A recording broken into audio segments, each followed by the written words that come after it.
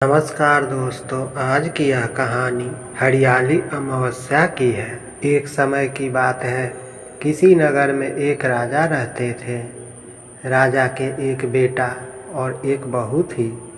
एक समय छोटी बहू ने राजा के कक्ष में रखी हुई मिठाई खा ली और राजा के पूछने पर बोली कि यह मिठाई तो चूहे खा गए। चूहों ने देखा कि इस छोटी रानी ने हमारा झूठा नाम लगाया है, इसका सच हम सबके सामने ला कर रहेंगे। कुछ दिनों बाद राजमहल में कुछ मेहमान आए। राजा ने उन्हें अतिथि कक्ष में ठहराया। चूहे ने सोचा यही सही समय है छोटी रानी का सच सबके सामने लाने का। रात्रि के समय चूहों ने छोटी रानी के कपड़े ले जाकर अतिथि के कमरे में रख दिए। सुबह हुई तो नौकरों ने देखा कि छोटी रानी के कपड़े अतिथि के कक्ष में रखे हैं। धीरे धीरे यह बात पूरे राजमहल में फैल गई।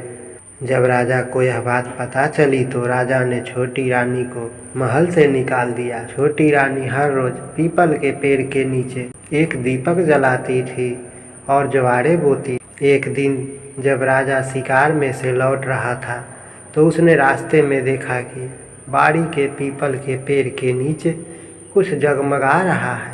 राजा ने अपने सैनिकों से कहा कि जाओ और उस पेड़ के ऊपर बैठकर देखो कि यहाँ क्या जादू हो रहा है।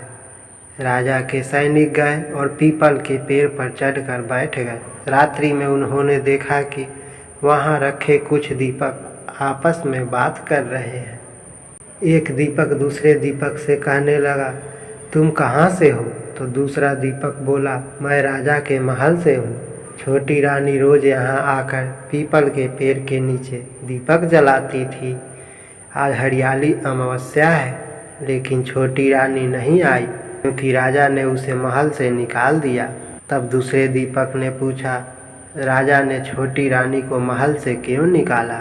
तो राजा के महल का दीपक बोला, छोटी रानी ने एक दिन राजा के कक्ष में रखी मिठाई खा ली और चूहों का झूठा नाम लगा दिया। छोटी रानी के सच को सामने लाने के लिए चूहों ने रानी के कपड़े ले जाकर अतिथि के कक्ष में रख दिए और रानी पर इल्ज़ाम लगा।